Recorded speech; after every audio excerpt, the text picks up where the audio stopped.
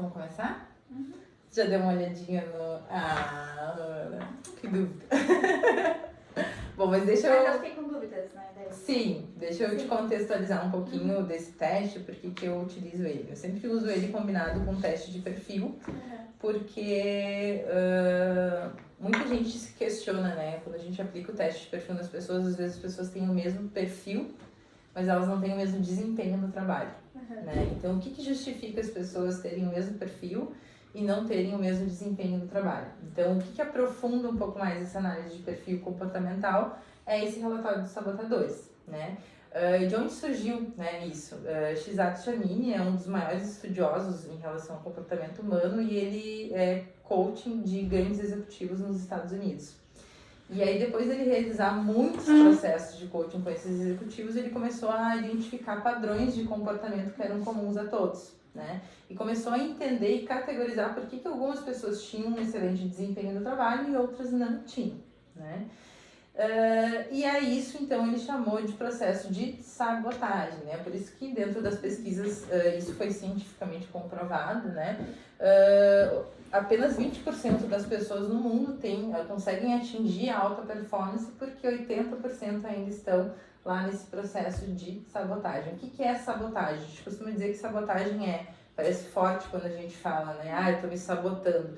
Mas é qualquer sensação ruim que a gente tem ao longo do dia, né? Qualquer sentimento de inadequação, uma tristeza, uma frustração, uma raiva, tudo que venha nesse sentido, um sentimento, não fui boa o suficiente, podia ter feito mais, né? Aquela sensação de incapacidade, de ter perdido o controle, tudo isso é uma energia que toma conta do nosso dia e que a gente costuma dizer que a partir daquilo a gente não consegue crescer.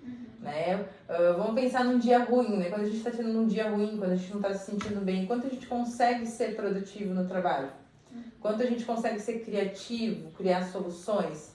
Normalmente isso acontece quando a gente está na vértice positiva dessa energia, né? Então esse estudo, ele traz um pouquinho de clareza sobre como esses sabotadores atuam sobre o nosso dia a dia, e como eles funcionam também ali, como esse processo acontece, para que a gente consiga trazer clareza e consiga parar esse processo de sabotagem. A gente costuma dizer, a gente vai sempre ter um nível de sabotagem, que o ideal é que seja o mínimo, porque isso também traz um pouco da questão da nossa sobrevivência. Quando eu deixo de ter pensamentos sabotadores, eu posso simplesmente atravessar uma rua sem ter medo de que um carro vai passar por cima de mim. Então eu deixo de avaliar riscos, e não é isso que a gente quer. Então esse estudo ele vem não no sentido de dizer, olha, você não pode ter, é equilibrar a energia, porque todos eles trazem questões positivas, que eu vou explicar um pouco mais aqui, mas quando eles estão muito presentes, eles acabam mais nos desgastando, estressando, gerando ansiedade, que não é o que a gente quer, tá? Temos 2 relatórios aqui. Um deles vai dizer quanto do tempo do teu dia tu gasta se sabotando e quanto tu tá no modo sábio que a gente fala, que é em alta performance, tá? E o outro vai esclarecer um pouquinho desse tempo que tu passa te sabotando, o que acaba estando mais presente, qual é o sabotador que está mais presente no teu dia a dia, tá? Esse estudo ele explica que os sabotadores eles nascem conosco na infância ou em qualquer situação que tenha sido muito marcante para nós na nossa vida, tá? Normalmente ali até os 15 anos, mas claro que pode vir a acontecer depois. Quando a gente nasce, né, a gente não sabe sobreviver emocionalmente, né? A gente, para sobreviver fisicamente, o bebê vai lá e chora, pede para a mãe, né, enfim, chora para mamar e ele vai sobrevivendo fisicamente. Mas aprender a sobreviver emocionalmente, ele vai de acordo com as situações que a gente vai vivenciando. Então, o meio onde a gente está inserido, ele diz muita coisa sobre isso. Se eu estou no meio, se a minha família é uma família caótica, né, esse meio onde eu estou inserido quando eu sou pequena é caótico, eu posso desenvolver sabotadores relacionados a isso, né? Eu tive uma infância feliz e perfeita, eu não vou ter sabotadores? Eu vou. Eu posso ter sim, no sentido de posso desenvolver um controlador, no sentido de querer manter aquela infância feliz sempre, né?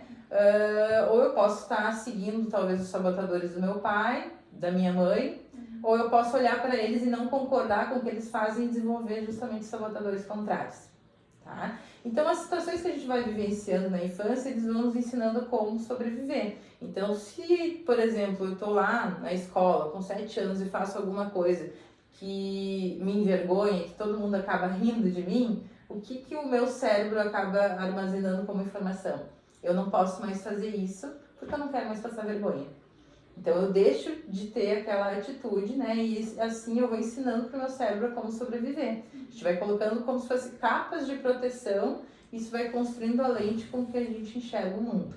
Só que isso faz sentido para a infância, né? Porque a gente está aprendendo a sobreviver emocionalmente, a gente não tem a maturidade de lidar com as emoções, né? A gente aprende, né? Só que o que acontece? Normalmente as pessoas adultas acabam trazendo essa mesma visão de mundo para o mundo adulto.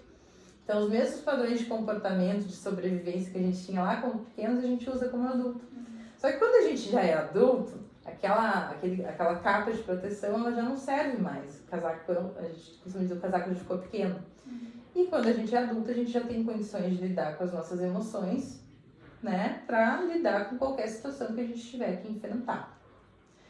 E aí entra o estudo dos sabotadores para ver o que a gente ainda está trazendo junto conosco, do que a gente está se protegendo, enfim, que a gente não precisa mais levar com a gente, porque não está sendo positivo, tá? Então, o primeiro resultado que eu quero te dizer é que o teu resultado de tempo, né, de performance, quanto tempo do teu tempo tu passa tendo uma boa performance é excelente, é 90%. Então, 90% do teu tempo você está em alta performance. 10% do teu tempo você acaba tendo esse tipo de sentimento ruim, esse processo de sabotagem. O estudo diz que o importante é que as pessoas passem, existe uma vórtice, né, de virada, que é o número 75, né?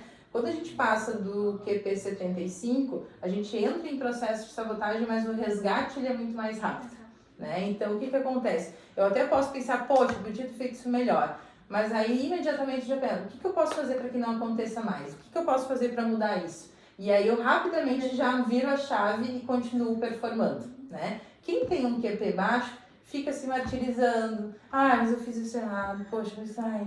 E aí, acaba gastando tempo naquilo e não consegue virar essa chave, tá? Por isso que a importância é a gente estar elevando os QPs das pessoas. Para te ter uma ideia, o QP médio da população mundial é 42. É muito baixo. Então, as pessoas perdem muito tempo não estando em alta performance, tá? O que te acompanha como sabotadores, tá? Existe o sabotador, o rei, que a gente chama de juiz, que é o crítico, tá? Que ele nos acompanha sempre, que a gente fala que ele é confundido com a nossa voz da razão, né? Importante que a gente diga que esses sabotadores eles são personagens, são vozes na nossa cabeça.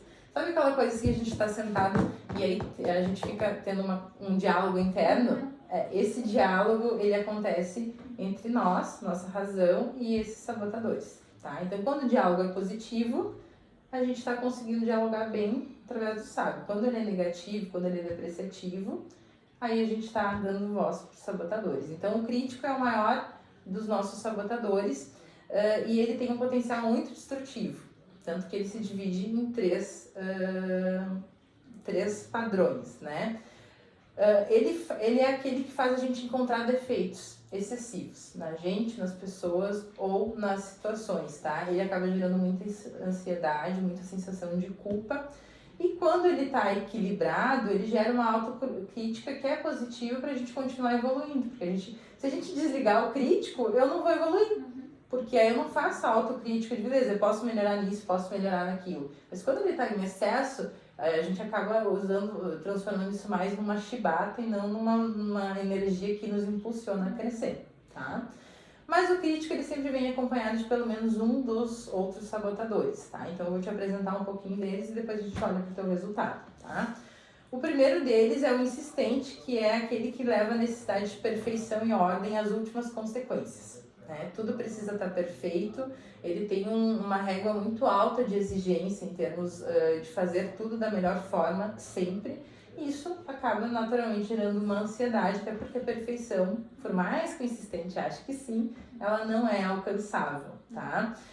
Mas ele tenta se convencer de que sim, que pode acontecer e que ele pode chegar lá, tá? O efeito que isso provoca é uma grande frustração, quando a gente não alcança esse padrão tão alto que a gente quer alcançar. né? De perfeição, de fazer tudo da melhor forma, tá? Só que a gente exige isso de nós mesmos e a gente exige também dos outros. Então, qual é a sensação que a gente gera nas pessoas? É de que o que as pessoas fazem nunca tá bom o suficiente. Quando ele tá muito elevado, tá? Por quê? A pessoa vai te apresentar alguma coisa, vai te mas tu podia ter feito isso aqui, mas faltou tal coisa, mas isso aqui não tá legal. É sempre a visão negativa daquilo, tá? E às vezes o insistente, ele é insistente porque ele insiste muito em ter um resultado proveitoso, ele insiste muito até chegar na perfeição, ele se desgasta até chegar no limite do limite do limite, quando às vezes aquilo não é necessário, né? E isso acaba gerando todo um clima pesado e essa questão da frustração, né? Essa exigência exagerada de si e dos outros, tá?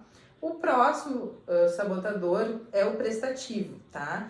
Que é aquele que obriga a pessoa a correr atrás de aceitação e elogios. É aquela pessoa que ela não sabe dizer não.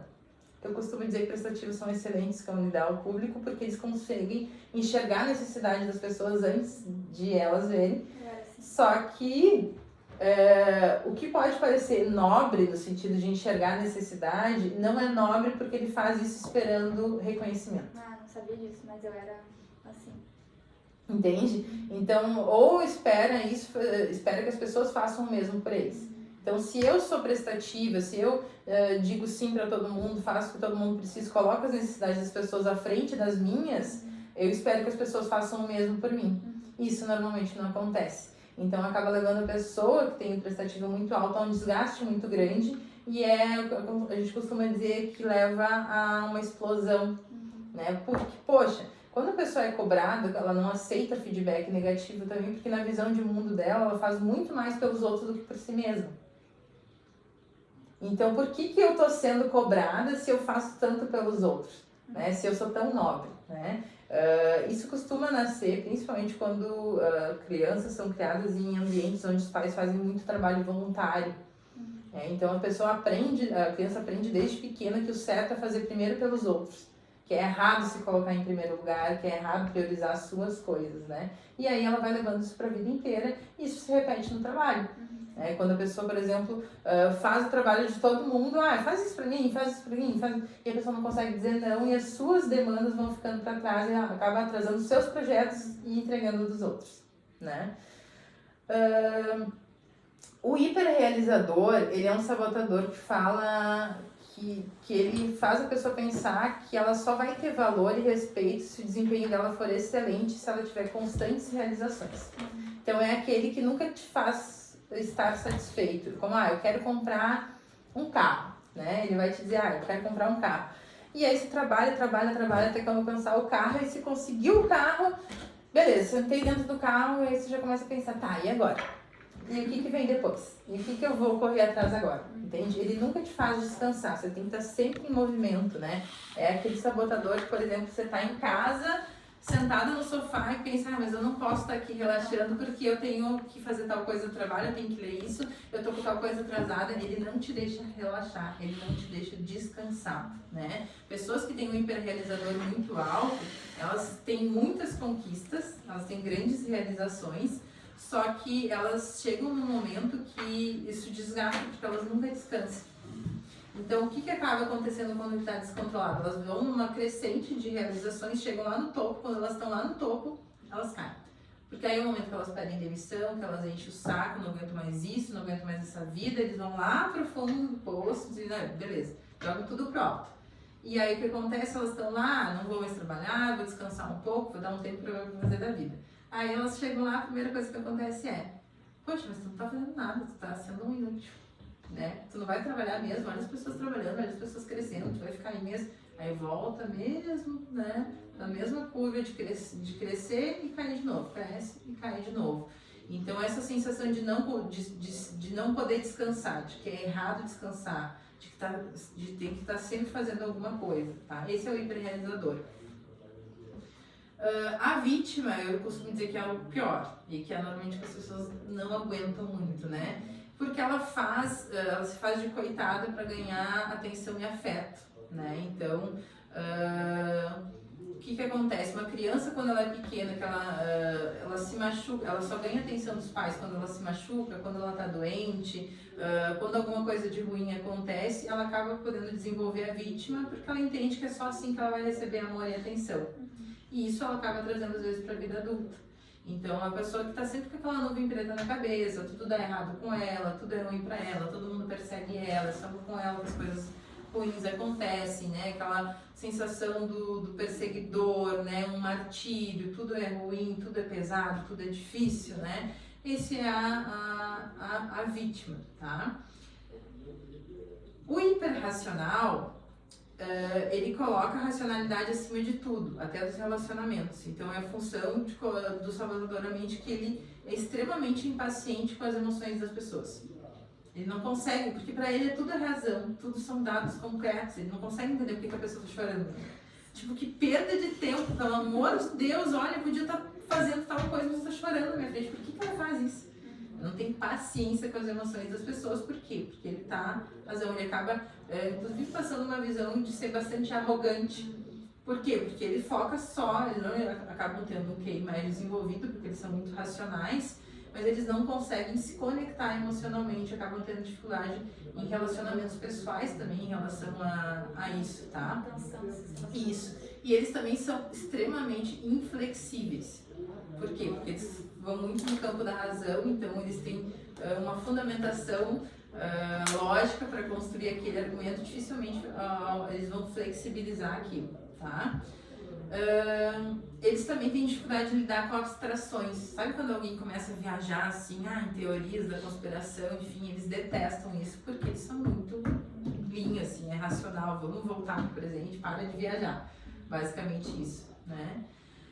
O hipervigilante, ele traz uma ansiedade intensa em relação aos perigos que cercam, tá? Então, ele é aquele sabotador que te deixa atento a tudo que pode dar errado o tempo inteiro. Então, ele vai te manter atento a todos os perigos que podem acontecer. Mas isso pode dar errado, e aí tu já vai te preparando para tudo que pode dar errado. É aquele, normalmente, o chapéu preto que a gente fala do grupo, que alguém traz uma ideia, enfim, super positiva, mas isso pode dar errado, mas e se isso der errado, mas e se isso der errado? E às vezes ele acaba perdendo, quando tá exagerado isso, ele acaba ficando descredibilizado, porque ele sempre exagera na previsão negativa e que acaba normalmente não se concretizando, tá? Então também gera um estresse constante porque ele não relaxa. Como ele precisa estar atento a todos os perigos que vão acontecer, tudo que pode dar errado o tempo todo, ele está sempre tenso. E ele acaba passando essa tensão também para as outras pessoas, tá? Ele nunca foca em sucesso também, tudo que deu certo para ele não importa, porque ele está sempre visualizando o perigo, tá? O inquieto, ele está constantemente buscando emoções maiores, ele precisa de uma variedade grande de atividades, ele tem um problema muito grande com a acabativa. Por quê? Porque ele vai começar muitas coisas e ele não vai terminar nada, porque ele precisa dessa variedade, dessa emoção constante, ele precisa de um novo estímulo o tempo todo, tá? Deixa eu ver. E aí ele precisa. Outra questão muito forte do inquieto é que ele tem que se manter ocupado o tempo inteiro. É como se ele estivesse sempre em outro planeta, sempre visualizando alguma coisa que não é o aqui e o agora, tá? O controlador é essa questão do comando, é dirigir ações, é controlar as situações, é uma necessidade que as pessoas têm. Tipo, e aí, como que isso se caracteriza no trabalho? A pessoa não consegue delegar, tem dificuldade com delegar. Ou se ela delega, ela faz microgerenciamento. Por quê? Porque ela não confia, né? O controlador, ele tem a falsa sensação de que se ele controlar tudo, ele vai controlar o resultado. Isso é a maior mentira, porque a gente não consegue controlar nada, né? Mas é uma das questões desse sabotador, né? Então ele acaba ficando muito ditatorial, né? Ele briga muito, ele manda muito, ele acaba ficando muito estressado, ele não delega também. E o esquivo, que ele só quer fazer o que ele gosta. Né? É o que a gente fala do perfil procrastinador. Então, eu tenho que entregar tal relatório. Mas deixa eu dar uma olhadinha no Instagram aqui pra ver se tem alguma coisa legal. Mas deixa eu ir no banheiro antes, mas deixa eu ver o que eu vou comer antes de começar isso aqui, né? Então, ele só faz o que ele gosta, ele procrastina até o final, e isso acaba gerando sofrimento, porque as coisas que importam e que precisam ser feitas, não são feitas, né? É o sabotador brasileiro que a gente fala, né? Aquele jeitinho brasileiro de deixar as coisas para a última hora, tá? Por que é importante que tu saiba que todos eles existem? Porque alguns se manifestam de forma maior em ti, mas eles vão se manifestar em outras pessoas também. E aí o que acontece? O que fala esse método? Que quando a gente está no nosso modo sábio, a gente consegue ativar esse modo nas outras pessoas. Então, principalmente tu que tem um perfil de estar 90% do teu tempo em alta performance, as trocas que as pessoas têm contigo normalmente elevam as pessoas. Por quê? Porque tu está no teu modo sábio a maior parte do tempo. Agora, se tu começa a conversar com alguém que tá com um sabotador muito, tá com um QP muito baixo, aquela sensação, poxa, tu entra numa reunião que às vezes não flui, não cresce. Por quê? Porque a pessoa tá lá e ela te puxa pra lá. Então, a importância da gente também sempre estar em alta performance é que a gente consegue ativar isso nas outras pessoas e aí com isso a equipe vai crescendo, tá? Dentro disso, com o que mais tu te identificou?